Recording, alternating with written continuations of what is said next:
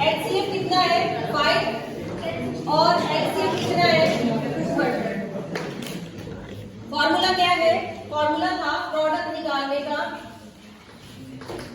LCM into H, तो सीधा multiply करिए 5 इंटू 200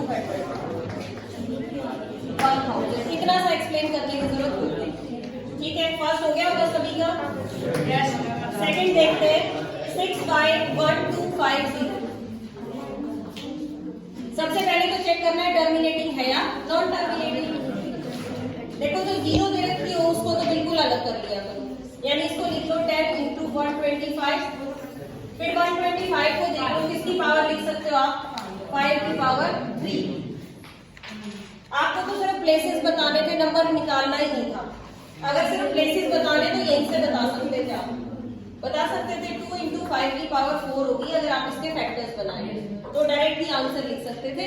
क्या बताया फकल की हाईएस्ट पावर देखते हैं, 5 की हाईएस्ट पावर कितनी है इसमें 4, तो डायरेक्टली 4 प्लेसेस के बाद ये टर्मिनेट हो जाएगा। अगर इस तरह से करना चाहोगे तो क्या करोगे 5 की पावर 3 है तो 2 की पावर 3 से न्यूमरेटर और डिनोमिनेटर को मल्टीप्लाई कर देंगे, ये आ जाएगा 8 और ये बन जाएगा 10 की पावर 3। 5 और 2 10 की पावर 3 यानी कि 10 की पावर 4 बन गई। 4 प्लेसेस के बाद डेसिमल लगा दी इस तरह से। तो नंबर तो ये टर्मिनेटिंग है ही है। अभिषेक देख लो बेटा, नंबर टर्मिनेटिंग है, किस तरह बनाना है उसका ये मेथड है। और क्वेश्चन में पूछा नहीं गया था आपसे कि डेसिमल बताइए, आपसे क्वेश्चन में ये पूछा गया था कि after how many places it will terminate, तो इसका आप डायरेक्ट आंसर लिख सकते हैं after 4 places it will terminate. बेटा स्माइल करने वाली कोई बात नहीं है, पढ़ लेगा तो अच्छी बात रहेगी। थर्ड क्वेश्चन देखो, question number 3, if 1 0 is reciprocal of the polynomial, एक जीरो दूसरे की रेसिप्रोकल है तो आप जीरो इस तरह से ले लेते हैं अल्फा एंड 1 बाई अल्फा। ठीक है, जब भी रेसिप्रोकल की बात करेंगे हम प्रोडक्ट को यूज करेंगे। प्रोडक्ट का फॉर्मूला क्या होता है c बाय a।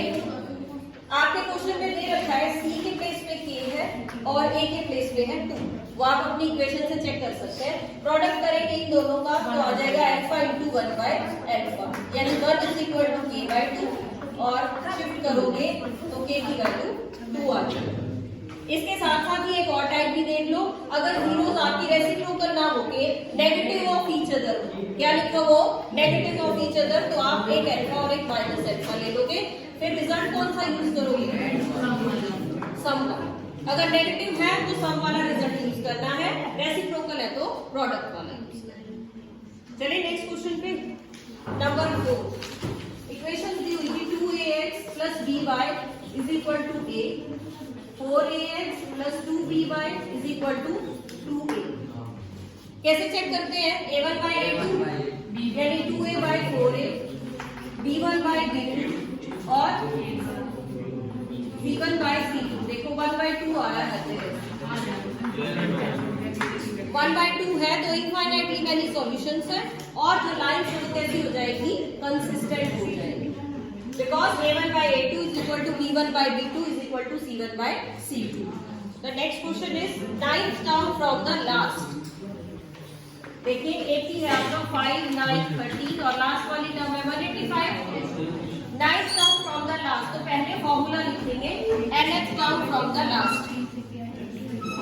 करंट आता formula nth term from the last, पता है फॉर्मूला? और किसी को पता हो?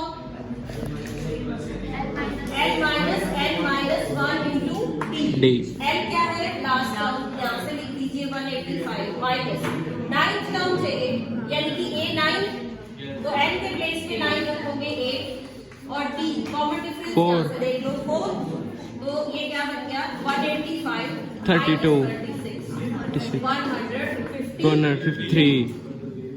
चेक कर लो किसका 32 आएगा मैम, 36 नहीं है 32 आएगा, यहाँ पे 32 आएगा। नेक्स्ट देखना डिसेंडिंग ऑर्डर में लिख के कर सकते हैं, फिर सिंपल फॉर्मूला लगाना a plus n minus 1d का अगर डिसेंडिंग में लिखा है। हाँ जी नेक्स्ट पे आ जाइए, क्वेश्चन नंबर 6। कौन सा है 6? p की वैल्यू बतानी है 2p plus 1 30 और 5p minus 3. ये कहा गया कि find these are the three terms of AP. अगर AP की ये 3 terms है तो AP में है तो D सेट बना चाहिए दोनों का, या फिर आप डायरेक्ट फॉर्मूला लर्न कर लीजिए. If these 3 terms are AP तो क्या रिजल्ट होता है? 2B is equal to A plus C, यानी कि twice of the middle is equal to sum of first and third. इस तरह से कर लो, इसका twice कर दो, दोनों को ऐड कर दो, 3p plus 1 और 5p minus 3. तो ये 26 यहाँ से आएगा 7p minus 2. 2 को शिफ्ट करोगे 28 आ जाएगा and the value of p is 4. ठीक है. जब भी AP में 3 टर्म्स हो तो बीच वाले का डबल करके फर्स्ट और थर्ड का सम करो. चलो नेक्स्ट पे आ जाओ. नेक्स्ट है नंबर 7. क्या पूछा गया 7 में? Find k if roots of this equation are real and equal. अगर रूट्स आपके रियल एंड इक्वल होंगे तो आप क्या लिख सकते हैं? डिस्क्रिमिनेंट हमारा 0 हो जाना चाहिए. तो इक्वेशन देखो क्या लिखी हुई है. 3x² plus 2kx plus 27 is equal to, if roots are real and equal then discriminant should be 0. Discriminant क्या होता है? b² minus 4ac equal to 0. Compare करना आता होगा इनमें से. वैल्यूज क्या होंगी? a की वैल्यू है 3, b की 2k और यहाँ से c की वैल्यू है 27. वैल्यूज पुट कर देते हैं यहाँ पे. 2k² minus 4 3 into 27 equal to 0. ये आएगा 4k². इस 4 को कॉमन निकाल सकते हैं हम. यहाँ से भी 4k² आना था, मैंने बाहर ही लिख लिया और इसका भी 4 बाहर निकाल दिया. और 27 into 3 81. अब ये 4 को आप शिफ्ट करेंगे तो 0 ही बन गया. क्या आएगा? k² is equal to 81 और k की वैल्यू 9. नहीं बेटा जी, अगर आप 9 आंसर करेंगे तो आधा नंबर कट जाएगा. ठीक है. प्लस माइनस लगाना जरूरी है. आपको पता होना चाहिए प्लस माइनस आप कहाँ लगाओगे, कहाँ नहीं लगाओगे. खासकर जो बच्चे ये सोच के पढ़ रहे हैं पूरे नंबर ले लूं मैथ्स में या 75 प्लस आ जाए, उनका नंबर जरूर कटना है. जो पास होने वाले शायद उनको तो फिर भी कोई लगा के जल्दी से माइनस और नंबर पूरा दे दे, लेकिन आप लोगों को नहीं लगेगा. तो इसीलिए इसका ध्यान रखना, प्लस माइनस ही लगाना है. k की वैल्यू पॉजिटिव और नेगेटिव दोनों हो सकते हैं. हाँ जी. नेक्स्ट देखिए क्वेश्चन नंबर 8. क्वेश्चन 8 में करण आप मुझे क्वेश्चन नंबर 8 बता सकते हो? कोई ध्यान नहीं है तुम्हारा पढ़ने करेगा तो जब साथ ही साथ जब पता होगा कौन सा है. 3x² plus 2kx minus 3 is equal to 0.